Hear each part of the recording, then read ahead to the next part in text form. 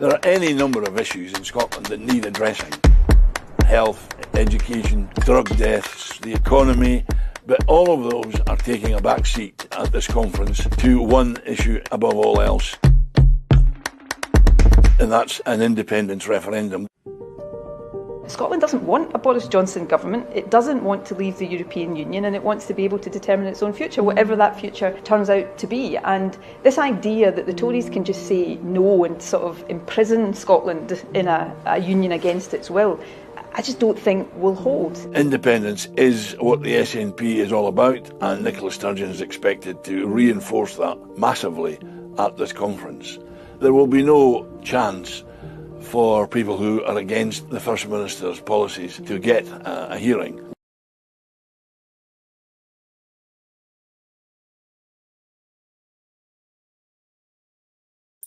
Well, hello and welcome to another Wednesday evening here at Restore UK Live.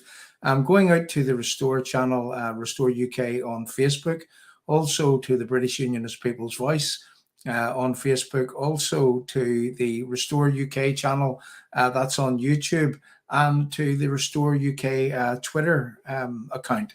And if you're not on any of those, whether you're not on YouTube or whether you're not on Twitter, perhaps you would go across and subscribe to the channel on YouTube, and also give us a like on Twitter, and join with us and make us bigger.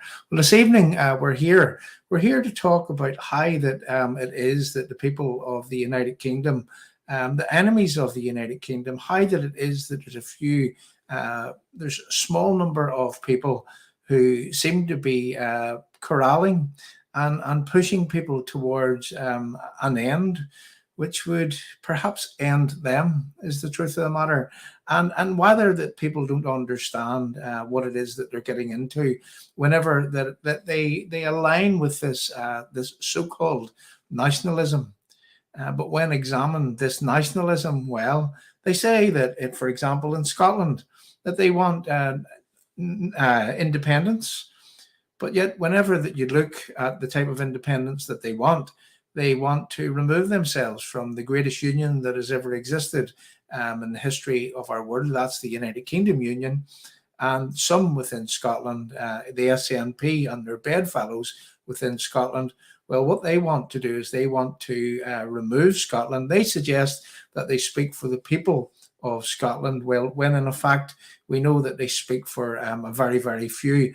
And even the people that would align themselves with the SNP, well, we can break that down again into very, very few people that would actually support, if they knew what it was that Nicola Sturgeon and the SNP, the Scottish so-called Nationalist Party, what they would have in store for them.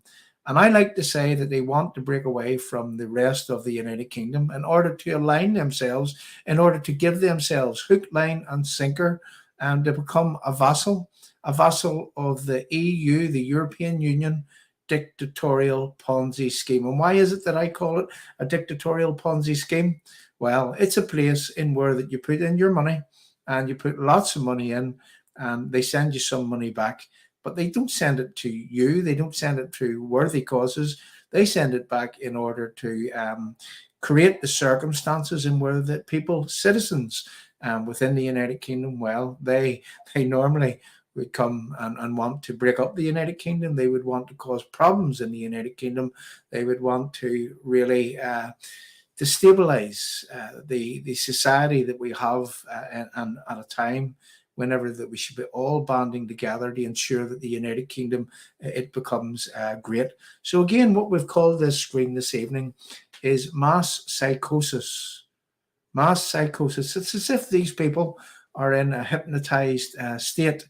So mass psychosis driving globalization, or driving globalist thinking, which is masquerading as nationalism. Now, that just doesn't go for Scotland. That also goes for Northern Ireland. That goes for England, and that goes for Wales too. There are those from within all four parts of the United Kingdom that would like to see the end of the United Kingdom and would like to see us been given, as I said earlier, hook, line and sinker, and to become vassal of the EU Dictatorial Ponzi Scheme. However, there is more people in the United Kingdom that absolutely loves the United Kingdom and won't let these people win at any cost. So yesterday, we heard that Nicola Sturgeon in Scotland Well, what she did was that she announced that she wanted to call a referendum at some time in the future. I think it's October of 2023. And in that referendum, it's a referendum for what she calls, what the SNP call, Scottish independence. But as we said, if you examine what it is their independence entails, well, it entails joining up with the EU and giving yourself away once more, but this time having absolutely no control over what it is that goes on in your country, the amount of people that you can put into your country. You would be subjected to having to take the uncontrollable immigration, which makes your citizens second-class citizens, in where that the services that are already burdened, well, they become even more burdened under such a scheme. And you have absolutely no say in how your country runs if these people would have their way. So let's look at the genesis of where this started. And this evening we have a man from Scotland, an activist in Scotland, a man called Peter Morris, a man that has become a good friend of mine, and a man that I met just a few weeks ago, face to face, actually. For the first time. So we brought Peter Morris on here this evening to give his take on what it is that he sees happening before his very eyes. Now, one thing before that we could go on here on Restore UK to talk about what we're here to talk about this evening is that yesterday what I seen a huge opportunity. I seen an opportunity for the people that would call themselves unionists from within this country, an opportunity to win hearts and minds, an opportunity to expose these so-called nationalists which want to give their country away. And, they're going to make it easy for us, people. They really are going to make it easy. So I would say to Nicola Sturgeon, I would say to her bedfellows in Sinn Féin, if political civil war is exactly what you want, well, I think you're picking a fight with the wrong people, because unionists right throughout this United Kingdom, well, I believe what you're going to do is you're going to bring those unionists together to fight in a common cause like you have never witnessed before. So let's look at the genesis of where this started by starting with a little video clip. And in this video clip, you will have noticed that Michelle O'Neill from Sinn Féin, well, she travelled to Scotland just a few weeks ago. And, if anybody could be forgiven for thinking that perhaps this is where this was all initiated. And notice at the start of this clip that I'm about to play, well, you will see that Nicola Sturgeon said that Sinn Féin, the IRA, that Michelle O'Neill, well, she had requested a meeting with Nicola Sturgeon. And here we are, less than a month later, in where that the destabilizers in Scotland, well, they're working in cahoots with Irish Republicans, with the IRA, in order to try to undermine the foundation of the entire United Kingdom. And I have a message for each and every unionist here in Northern Ireland. Are we going to let that happen? I have a message for every unionist in Scotland. Are you going to let that happen? I have a message for everyone in England that calls themselves a unionist, and everyone in Wales. Are you going to let this happen? I should think not. Anyway, over to the little video clip, and we'll be back shortly, and we will speak some more.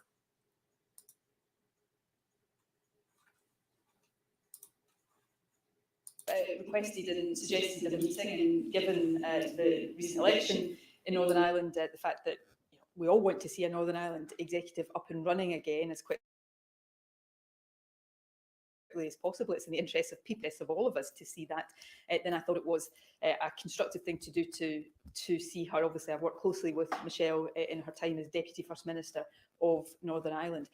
I have also written to the leaders of the other parties in Northern Ireland, making it absolutely clear that I would be very happy to meet with them too.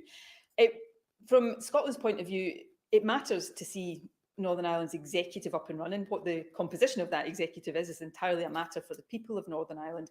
But while Northern Ireland, Wales, Scotland, our governments don't agree on everything. Where we do agree, we're able to speak with a louder voice to the Prime Minister and the UK government. And at a time of the cost of living crisis, that is all the more important. Also matters to Scotland what happens around the Northern Ireland Protocol, because if we do see the UK government, as it is threatening to take unilateral action, if that, as it may well do, prompts a trade war between the UK and the EU, that will have significant and very severe impacts on Scotland, on our businesses and on living standards for individuals. So it was a useful opportunity for me to hear Michelle O'Neill's perspective on the situation in Northern Ireland, and of course to express my hope that all of the parties will come together and get an executive up and running soon.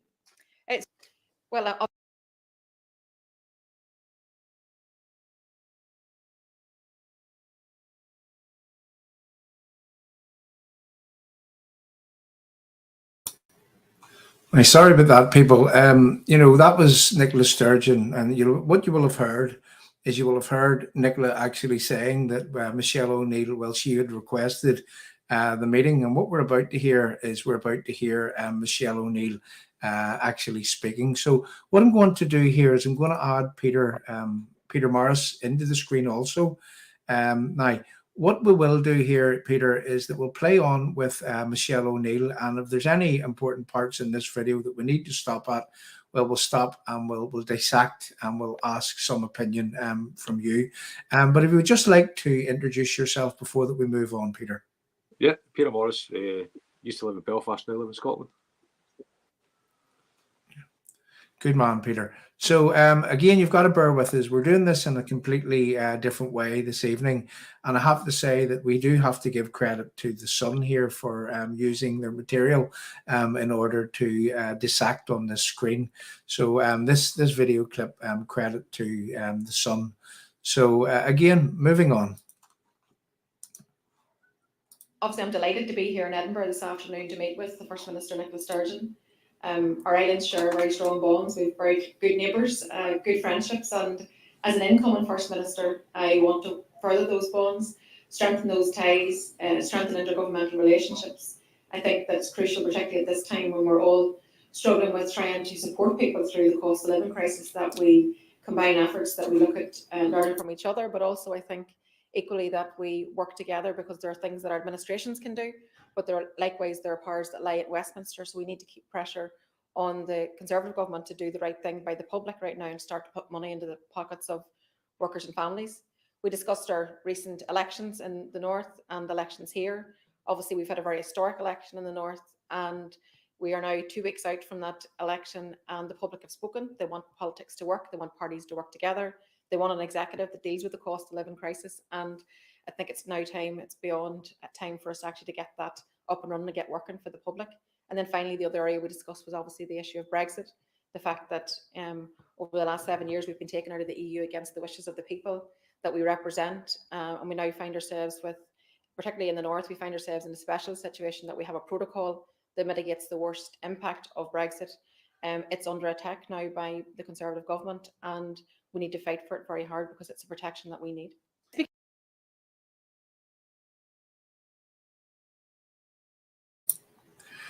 So, Peter, what you'll have heard there is you'll have heard Michelle O'Neill really suggesting that and absolutely doing very, very clearly what she has managed to do, what the Sinn Féiners, the IRA, has managed to do, is that they have managed to align with enemies of the United Kingdom in Scotland. And what they're trying to do here is that they're trying to undermine anything that the United Kingdom Unionists would actually do.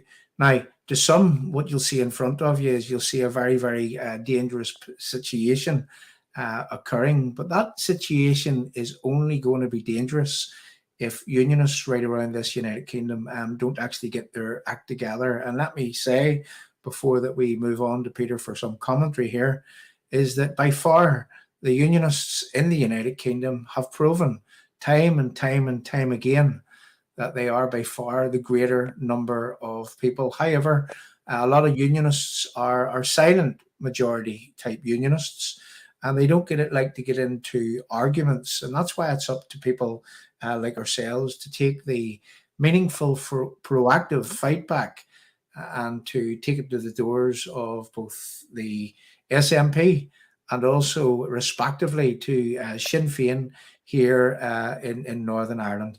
So over to you, Peter, and you can just give us an outline of what it is that you've seen occurring yesterday and also what it is that you've seen in front of you so far this evening at Restore UK. Over to you, Peter.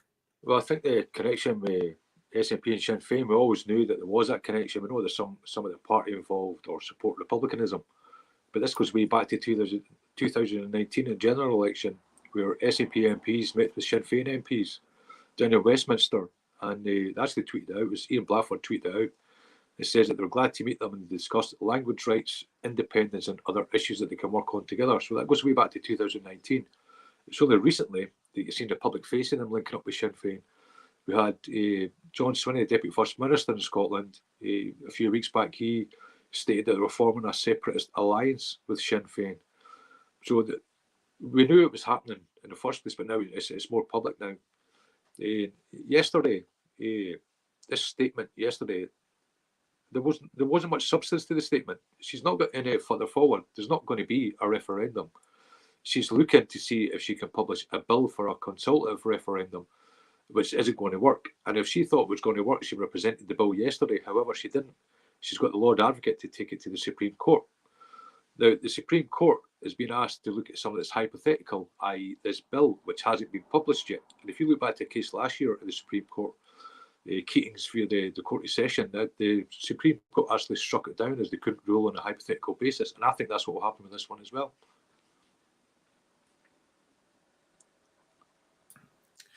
Yeah, absolutely. Again, but it's the sort of it's the agitation, it's the threat, it's in order to keep their followers, let's just say, it'll keep them radicalized, and that's what Sinn Féin have been doing for many years here in Northern Ireland, and where that if they can continue to keep that the so-called New Ireland, that United Ireland that they used to talk about, now that it's a New Ireland, if they can continue to say that it's within reach, we've only a wee bit more to go, we need a last push, well, you see, that keeps people radicalized.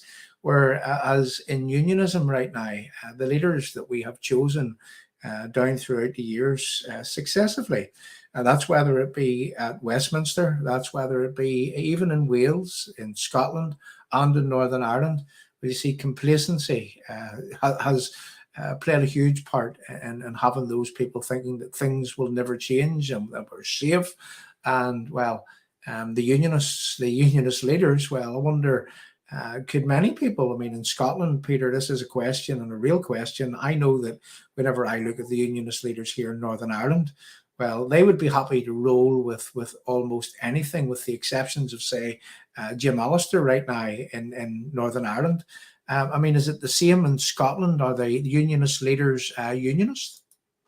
No, I think the current leaders of unionism in Scotland are very weak. I mean, yesterday, I know there's people walked at the public gallery in Holyrood yesterday where she was doing this statement. I believe the opposition MSP should have walked out and not give credence to that statement yesterday, but they didn't. They remained in there. I think the leaders we've got at the minute are very weak. Yeah, it seems to be that way right around. And just to let you know, people, is that it's taken me a bit of time to move between because of the way that we're doing things. And I'm sure it sounds okay, this on our screen to myself and Peter, but I know from past experience that if I don't mute myself and mute Peter, what happens is it comes out muffled. These videos that you're playing, say from YouTube, it will come out muffled on your end. So yeah, you've just got to bear with us as we're moving to and from. Now, again, at this point, I would just like to say to the live chat, and the numbers have went up fairly high, and I can see that people are actually tagging people into the live chat. Very well done. So if you're new to the channel, if you can give us a like, if you can give us a love, if you can give us a share, if you can make it known in the live chat that you're here. Just tell us where you're from, give us your name, tell us what it is that you think of what it is that we're doing, and really and truly so that we can keep in contact with you in the near future. I mean, give us a love, give us a like, give us a share, and that way we get to invite you to the channel for any future broadcasts. And at this opportunity, what I would really like to do is that I would like to also just really promote something that's happening here at Restore UK, and that would be this coming Sunday evening. And if we can just pop up an advertisement on the screen for it. So on Sunday evening at 7 p.m, we have Mr. Ben Habib. He's an ex-Brexit Party MEP, a friend of Nigel Farage. And, you know, Ben Habib has become a very, very good friend of Northern Ireland. Ben is, you know, a unionist with a capital U. And Ben is the type of man that he's done okay in his life. And he puts his money where his mouth is whenever that he would be offering to fund the legal case against the constitutional changing protocol here in Northern Ireland. So this Sunday evening, for the third time here on Restore UK, we have Ben Habib and he'll be on, and we'll be discussing, and I'll be asking Ben the question, is the protocol bill on offer, that's on offer from Boris Johnson's government, is the protocol bill a charade? And that is a real serious question that needs to be answered. So again, I would like for people to come along and to join with us on Sunday evening at 7 p.m, whenever that's exactly what we'll be discussing. So people, we're going to be moving on now. And again, if you tag people into the live chat, give us a like, give us a love, give us a share, and really enjoy what it is that we have to unfold here, because we've got quite a few video clips, and we want to take you through the chain of events that would have led to Nicola Sturgeon yesterday agitating here in the United Kingdom in a way that is designed solely to keep the SNP followers radicalized. And they've learned that from Sinn Féin, because for years, Peter, Sinn Féin has been doing that in Northern Ireland. So we're going to play on here with Nicola Sturgeon, and yeah, and then we'll stop and start as we go, Peter.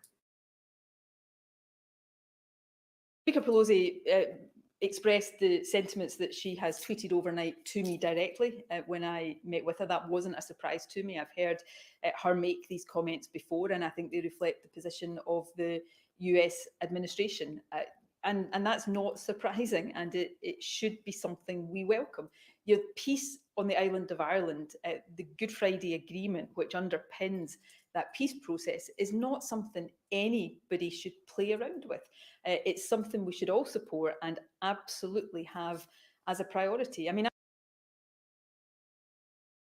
so just at that point, Peter, I want to really take up with what Nicola Sturgeon had to just say there, is that the peace in Northern Ireland and the Good Friday Agreement is nothing that any of us should play around with, is what she said. So we'd like some commentary on that, please.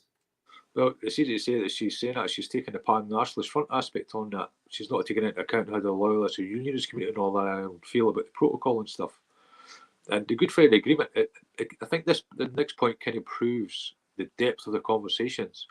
This talk about a Scottish independence referendum and it having been once in a generation, they have now used the Roos statement, that they see a once in a generation and a political life as being 7 years, because that's what the Good Friday Agreement says.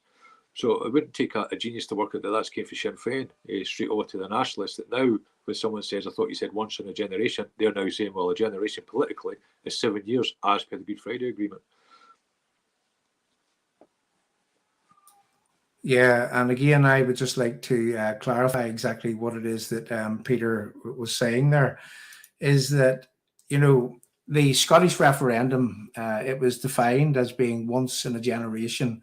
And whenever it was done and dusted and over, and the Unionists in Scotland actually won, I mean, that was meant to be it. That was meant to be it for a long time. What is a generation of people? You know, my generation, your mother and father's generation, your grandparents' generation.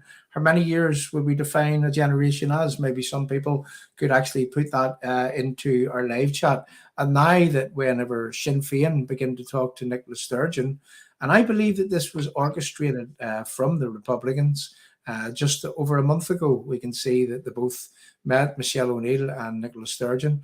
And I believe that this is the Sinn Féin IRA actually agitating, and in a way that would attempt to undermine and break up the entire United Kingdom. But the fact is fact that it is a once in a generation referendum that did happen in Scotland. Now, that doesn't say that Nicola Sturgeon and the SNP will not. And this is something that myself and Ben Habib will be talking about on Sunday evening. That doesn't suggest that once that there is a full and final settlement here in Northern Ireland with reference to the constitutional changing protocol that has been put in place, well, you see that Nicola Sturgeon is waiting and anticipating what that final deal is going to look like. And the minute that that deal is signed by the DUP and signed by the so-called leaders of unionism here in Northern Ireland, well, you can bet your bottom dollar that Nicola Sturgeon will be asking for exactly the same thing as Northern Ireland. So, Peter, what we're going to do again is that we're going to mute us and we're going to move on with the rest of this clip. And we don't have very far to go to the end of this clip. But what we wanted to do was to give you an outline of where the genesis of yesterday's call for a referendum would have occurred, whenever that Sinn Féin would have met with Nicola Sturgeon in the guise of Michelle O'Neill, and that would have happened just last month. The date here is, I can't see it on the screen, but I would be able to see it if I put some things down. But it was just over a month ago, thereabouts. So playing on. Now often reflect on the fact that the protocol, while I'm sure there are implementation issues that need to be resolved, is good for Northern Ireland, and Northern Ireland's economy appears to be outperforming the UK's economy because it allows Northern Ireland to continue to operate within the EU single market. As First Minister, not for me ultimately to say whether it's good or bad for Northern Ireland, it's for the people there to decide. But if you offered me that arrangement as First Minister of Scotland right now, I would, snap it up. And clearly the fact that Northern Ireland has that advantage and Scotland doesn't potentially puts us at a disadvantage. But I think I recognise that the importance of maintaining peace in Ireland is more important than anything else. And I think that should be the sentiment that really governs all of the decisions around this. It is deeply concerning and I think deeply reckless for Boris Johnson's government to threaten unilateral action, because that could trigger a chain of events that will have a seriously detrimental impact on all of us across the UK.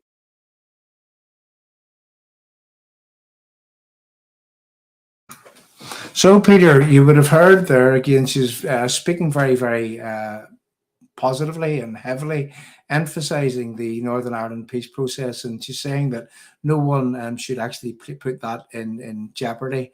And, the irony in what she was saying is that she is forgetting that there's two sides to the Northern Ireland equation. And, and I often say that you can't enhance one at the expense of another. And again, that's what's happening in Scotland. I mean, the politics of Nicola Sturgeon and the SNP is that, as long as that the SNP and their goals and their ideology and everything they want, as long as that is paramount, as long as that happens, well, it doesn't matter if the fabric of society is actually destroyed in the process. So on that little clip, Peter, if you just want to, again, give some more commentary before that we move on to your next one. Yeah, I think when it comes to the SAP, there's always been this issue when you talk about independence and want to rejoin the EU. It's not exactly independence, but that's their version of independence. It would create a border between Scotland and England. Obviously, that's why you've got the Irish Sea border. It's the same issue. They could never answer that question about how they would deal with the hard border between Scotland and England until the protocol came along, and that's answered that question for them. They're not smart enough to think of these things themselves, but that protocol has fell straight into their lap. So if that protocol remains in Northern Ireland, it's going to be used in Scotland. That's what they're going to base everything on, so we need to get rid of it. On Sunday evening, what we'll be doing is that we'll be going back to the first time that we interviewed Ben Habib on Restore UK, and that would have been not long after the protocol came into being. And we have a clip in where that, I had said to Ben Habib that this is the breakup of the United Kingdom in its embryonic form. And Ben would have said to me, well, John, I believe that the United Kingdom has been broken up whenever that Northern Ireland has been separated with a protocol. So the Nationalists in Northern Ireland, the Republicans in Northern Ireland, and the SNP And, you know, and those in Wales that want to, that have a globalist outlook and want to see the destruction of the United Kingdom, well, it is in their best interest to ensure that they do everything to keep that protocol in place, because that protocol, to use the words of Jim Allister, if we don't break it, it will break us, or words to that effect. So moving on with the next little clip. And what we'll do again is I'm just going to share the screen as I go on. And again, I'm speaking to the live chat. If you would like to, again, give us a like, give us a love, give us a share, and also to tag people into the live chat. And don't forget, if you're new to the channel, ensure that you give us a like so that we can get to invite you to our channel for future reference. And also, if you would, you know, leave your comments in the live chat. It's always good to go back and to read the comments at the end. So what we're going to do now is we're moving on with our next little clip, and I'm going to be sharing it, and we'll speak as I go. So we're going to let you now see what it was that happened in the Scottish Parliament, Holyrood, just a few days ago. Now, I'm going to do this, and here goes. Thank you very much, Presiding Officer. I wonder if that SNP applause was to make up for the people in the public gallery actually walking out as the First Minister was speaking. Because Nicola Sturgeon is at it all over again. Her eye is off the ball once more. The real priorities of people across Scotland are on the back burner. Instead, the First Minister is putting her plans to divide Scotland front and centre. Nicola Sturgeon has shown again today that the SNP's selfish obsession with another divisive referendum is a priority. She will use government time and resources to further her plan to break up the country just when we need to be pulling together and working as one. All of our focus should be on tackling these huge challenges we face right now, helping families with their bills, supporting frontline services, and creating good jobs. A potentially illegal referendum next year is the wrong priority for Scotland.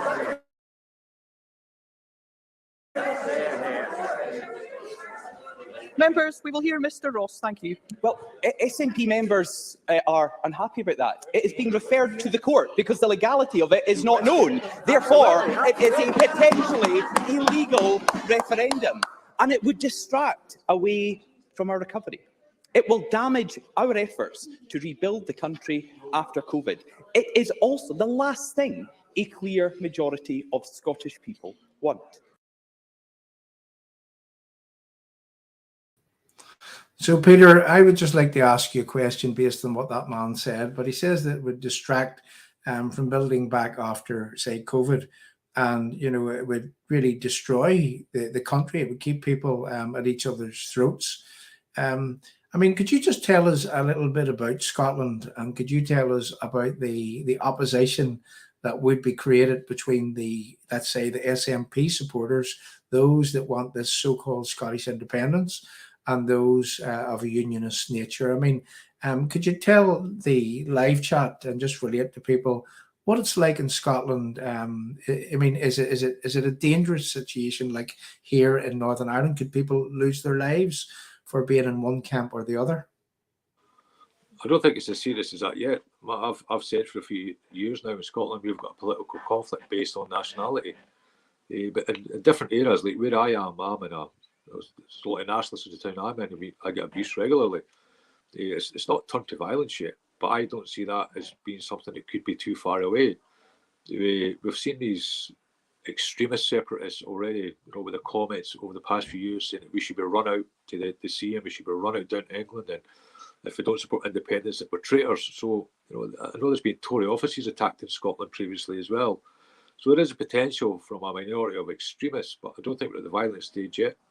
And one thing about that video is it would be good to know who the people were who walked out the public gallery, but I think it would have made a bigger statement if the opposition have said standing there giving her credence. If they had walked out, I think that would have showed a better significance to the whole event yesterday. Yeah, and again, whenever this man's sort of questioning, Nicola, just one question for you, but I mean, do you think that the aim is to destabilise Scotland, to perhaps cost Scotland a lot of money in order that they can blame it on the Tories? That's exactly what's happening. Like, take that for instance, when Douglas Ross says about independence as a priority. A lot of people might not be aware that we've got the highest drug death rates in Scotland in the whole of Europe currently. And there's meant to be a debate on that particular issue yesterday, and that debate was postponed because of this event yesterday. That's what we're up against. Like, people are dying. Tens of thousands of people in Scotland have died due to drugs, and the debate was pushed to the side. It's been postponed due to this. It's not looking good at all going forward. Everything, Scotland has to fail. It can't be successful. If Scotland was successful, it would negate independence. Because we never see the results of inquiries, and any paperwork which is produced is redacted, the people don't see the truth of what's happening in Scotland. So she can sit happily in Holyrood and continue to blame Westminster. That builds the hate against the Tories, it builds the hate against the Union, and that whole circle keeps going round and round.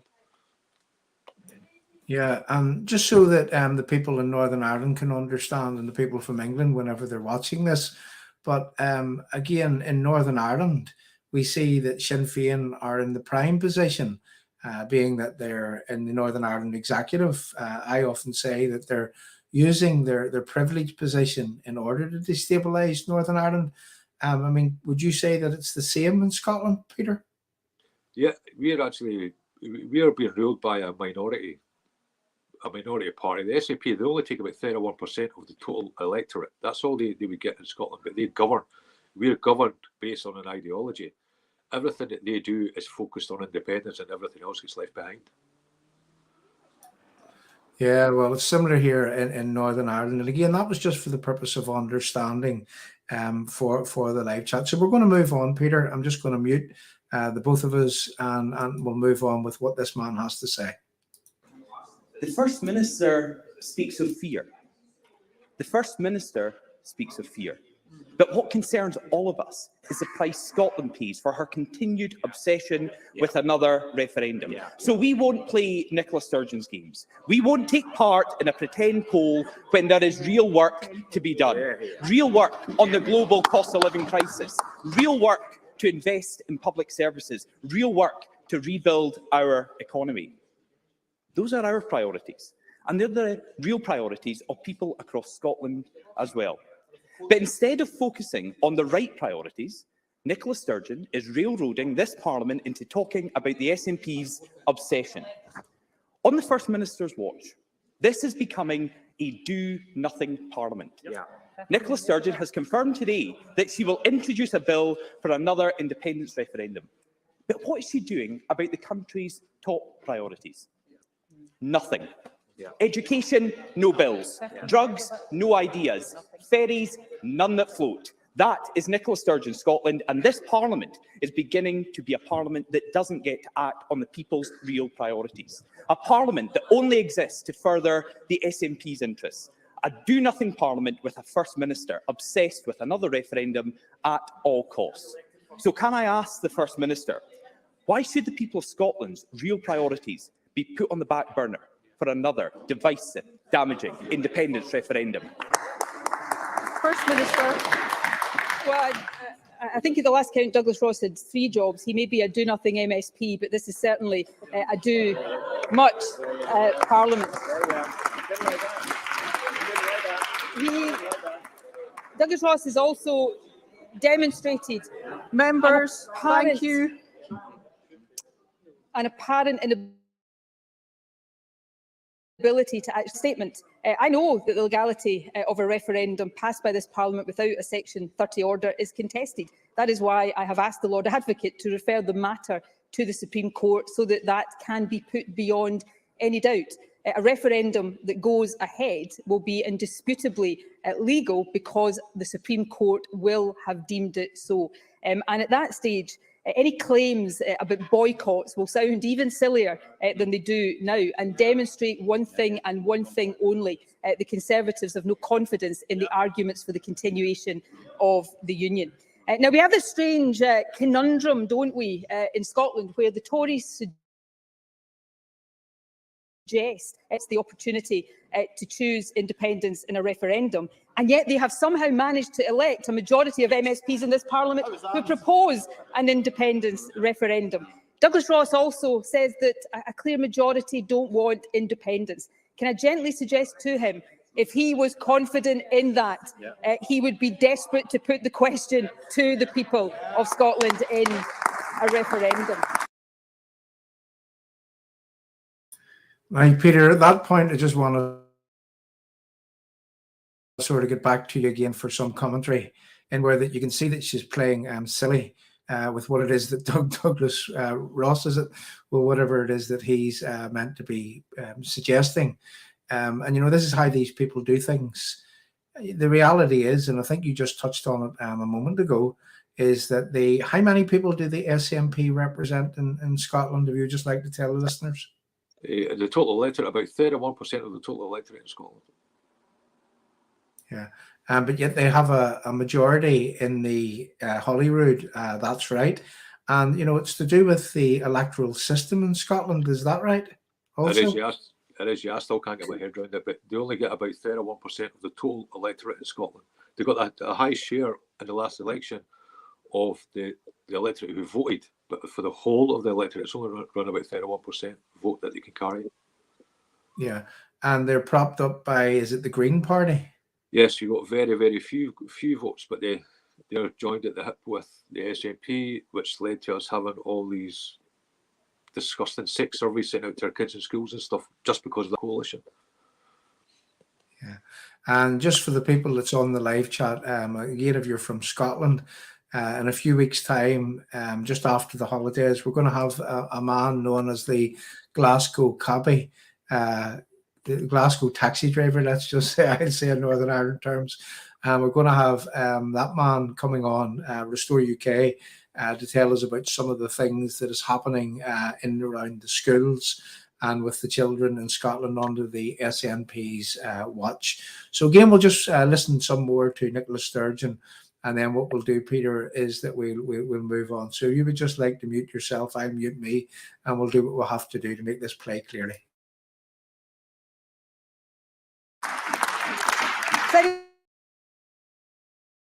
Officer, equip this Parliament and this country with all of the powers and all of the resources that other independent countries take for granted, and that we need to navigate the challenges that Scotland, in common with the rest of the world, face right now. The truth is, Scotland is paying a price for not being independent, ripped out of the European Union and the single market completely against our will, suffering one of the worst cost of living crises in the developed world because of that, higher inflation than any other G7 country, lower growth than any G20 country other than Russia. We're seeing children pushed into poverty by a Conservative government that we didn't elect. Scotland needs independence so that all of the focus, all of the power, all of the resources of this government and future Scottish governments can be on exactly that, addressing the priorities of the Scottish people. So, Peter, I think what we've done is that we've heard enough there from Nicola. We're just going to remove Nicola. So, again, one of the things that we could just touch on, is that she was blaming the Conservatives in England for the state of Scotland, for the underprivileged people in Scotland, for the way that I'm assuming that the drugs is huge in Scotland and so on and so forth. If you would just like to give some commentary on that, please. Yeah, she has to blame Westminster for everything. I think I touched on it earlier. Sorry, people. I think, Peter, go ahead if you would like to give some commentary. Can you hear me again, Peter? Yeah, I can hear you, yeah. Peter, go ahead, Peter. I think she just everything's blamed on Westminster, but the truth of things never ever come out because they prevent any reports coming out. And what she's doing at the minute with Douglas Ross in the last clip is she's saying that he's scared of a referendum. If he wasn't, he would go. It's like reverse psychology. So she's trying to embarrass him into taking part in a referendum. It's like reverse psychology she's playing there. They won't get it. I can't see them getting it. But our opposition need to be far firmer with her, or just walk out and boycott Holyrood altogether. Yeah. Peter, it's more about keeping people radicalised, and, you know, it keeps their followers radicalised. it keeps them going on Twitter, and you see what's happening on Twitter right now. Because that a leader, a so-called leader in Scotland, would say something, and then Irish Republicans joint with Scottish Nationalists and all the people that mean the United Kingdom from within the United Kingdom the most harm, because of all of those people joined together. Because they say it doesn't mean to say that it's right, and doesn't mean to say that it will happen. But one thing it does is that it gives us a golden opportunity to bring people like never before from around this United Kingdom together to fight meaningfully, proactively, in a way that would defend and protect and enhance not just Northern Ireland, not just Scotland, but people in England and people in Wales, the entire United Kingdom. And yeah, already I know that there are people that are coming together for the purpose of, taking opportunity with what it is that Republicans and Sinn Féin are actually stirring up before our very eyes. So there is another video on that that I just want to play. Now, this was Northern Ireland Today, and this was our BBC. And what I do have to do, again, I'm going to use these clips. It's not illegal to use these clips, because what we can do is that we can use them for the purpose of politically dissecting them, and just really scrutinizing the words from the people that are in politics today. So again, providing that we give these people the credit. So we're going to give credit here for this little video clip to BBC Radio Talkback, and we're going to listen to the debate that is now ongoing in Northern Ireland as a result of what it was that Nicola Sturgeon done yesterday by announcing that non-referendum. Let's face it, that's what it exactly is. It's a non-referendum. Please accept my apologies if the screen is for some reason breaking down. I see that the internet has just dropped for some reason there or other, but it's still here. It's still here, and we're still here, and I can't understand why that it would have dropped down so far. Who knows? Maybe some people don't like us to be broadcasting in the way that we're broadcasting. Peter, if you would just like to say hello, are you still there? Or are you frozen? Anyway, and if people in the live chat could just let us know that we're coming across in terms of our sound, okay? If you just let us know that in the live chat, well, then what we will do is that we'll move on with our next little clip as we go. So if you just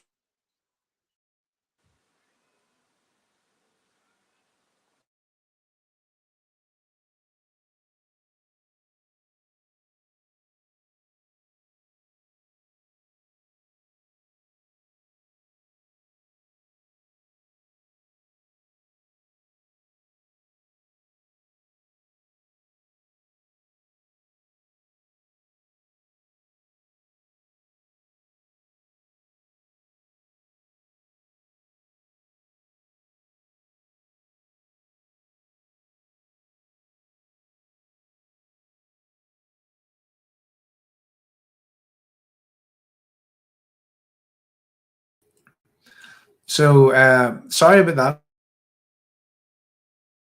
that, people. We're back again on the phone, John. Your photo is a bit blurry and TV sounds okay. So again, if you could just let us know, I think we're back, and I think everything has just rectified itself there. I really don't know what it is that's happened. So anyway, here we are. We're back. It's hard to put some good men down, is the truth of the matter. So what we're going to do is we're going to move on to the next portion of what it is that we're here to discuss. And this is from Northern Ireland, a Northern Ireland perspective. And let's just watch and see how that it is that the parasites, well, what they do is that they dive on things, and how that it is that they try to expand on what it is that now. Remember, Sinn Féin IRA, in the guise of Michelle O'Neill, visited Nicola Sturgeon. Then the Nicola Sturgeon, she announces a non-referendum to agitate and to radicalise the followers in Scotland even more. And then what happens is right around the United Kingdom, on radio stations, well, it's made news headlines today on an BBC Radio Talkback. I would just like to listen to some of the stuff that was actually being said there. And we're going to get some things that we can really drill into on this talkback scenario. So if you just bear with me for a second, what we'll do is that we'll move to this.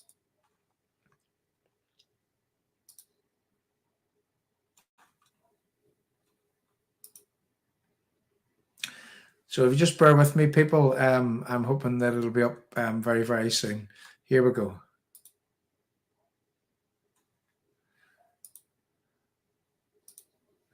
I honestly don't know what's wrong. I'll speak as I'm waiting for this here, but I don't know what's happening to the internet. I mean, the internet's just dropping away like no one's business this evening. So here we go. Oh, this page is not working. Oh dear. Okay, so we're going to have to dispense with that, Peter, and I just lost it completely. I don't know what's happening. I don't know what's happening. You know, things are good whenever they work. So let me just give you a brief outline of what it was that was happening on Talkback today. So the presenter was saying, you know, if Scotland, you know, has this referendum, does that mean the end of the United Kingdom?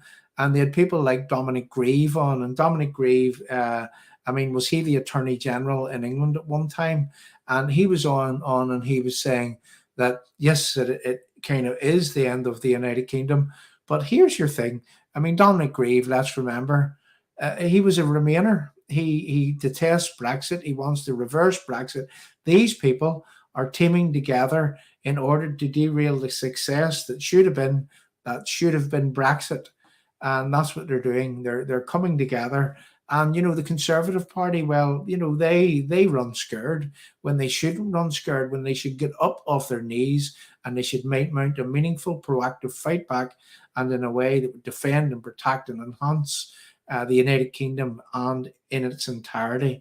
And I'm actually glad that these Scottish nationalists are starting what they're starting, Peter, because, as I say, it's going to bring people together from around this United Kingdom and go one further. And I would say that if it is political civil war that they actually want, well, that's exactly what it is that we need to give them. So, Peter, would you just like to provide some more commentary on what it is that we've just seen, and really, you know, talk about your hopes, your fears, your aspirations, how that it is? I mean, have you any solutions to the problem? Really, what is it that Scottish people should be doing against the SNP in the near future? Peter, over to you. Well, I was thinking about all this yesterday, and I don't think Nicola Sturgeon wants independence. People, please accept our apologies here again. I think that there's something horribly wrong with our internet this evening for some reason or other. There we go. There's Peter back again. I don't think Nicola Sturgeon actually wants independence. I think she knows that we couldn't survive being an independent Scotland. But I think she has to keep her supporters on board. So this is her way of keeping them on board in case there's a general election next year. And with this bill going to the Supreme Court, she knows it's going to be turned down, and she knows she'll be refused a Section 30 by the UK government. So that'll get her off the hook. And at the same time, she can blame Westminster, and she gets to stay in power for another 4 years after that. I think that's what she's actually trying to do at the moment. And for Scotland, we need unity in Scotland, and we need more people out voting as well, but we need a unified, combined effort to try and vote these nationalists out of power.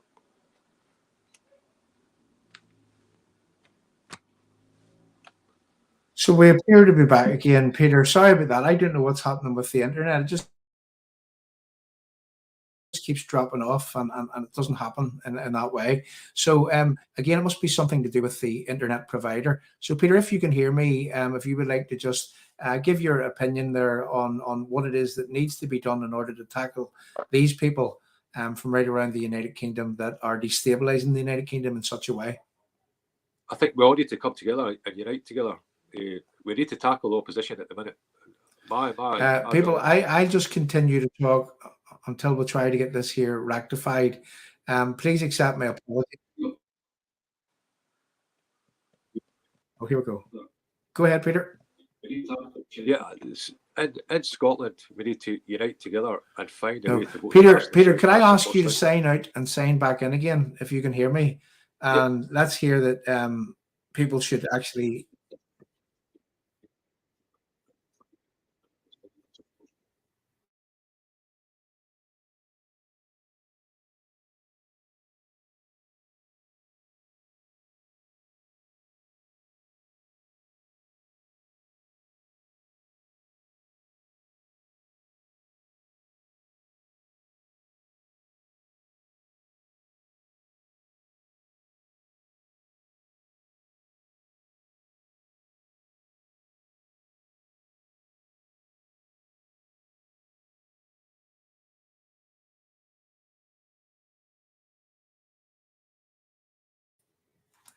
So here we're back again. We're back again.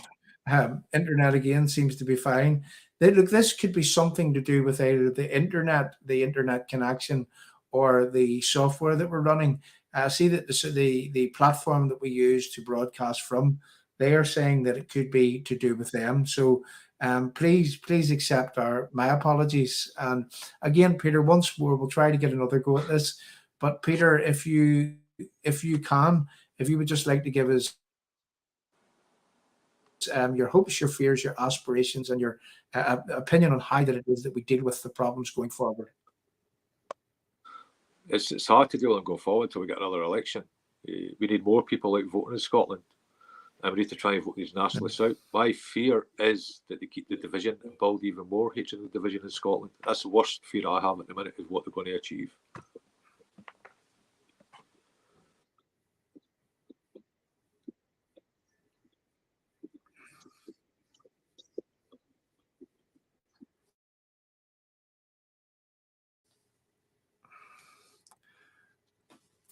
Peter, right? To the people on the live chat, if people can hear, what I'm going to do, and the same again for you, Peter, is that I'm going to close the screen completely, and if I'll be back just in a few minutes. What I'm going to do is sometimes when things happen like this, you turn things off and you turn things back on again.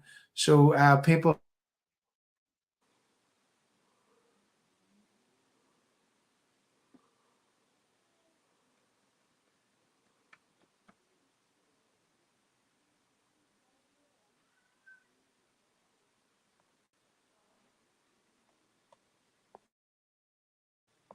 The second flower of Scotland.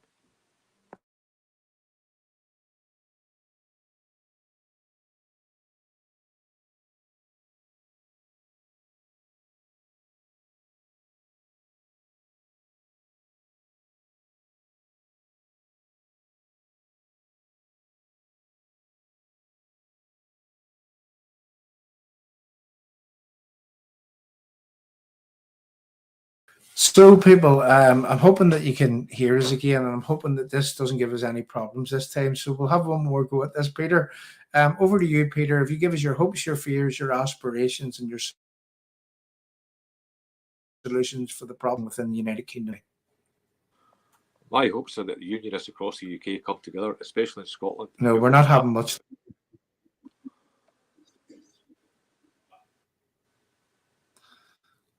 Good man, Peter. And you can still hear me okay, Peter? Yeah? Yeah, good man. Okay. So moving on. I don't know what's happening. We've certainly a lot of gremlins in the system this evening. So please accept my apologies for the way that things have actually turned out. So here we go. We were hearing him okay. That's good. So what we're going to do, Peter, at this point is that we're going to move on. Seems to be that things have rectified again. We're going to move on, and we're going to play a little video clip that I came across on a place called Stonyford Somme today. Someone there had actually posted it. And you're the gremlin, John. Am I still... can I just ask people again, is my voice coming across okay right now? Peter, you can hear me okay, yeah? Yeah, can hear you fine, yeah. Peter seems to be. Am I coming across okay?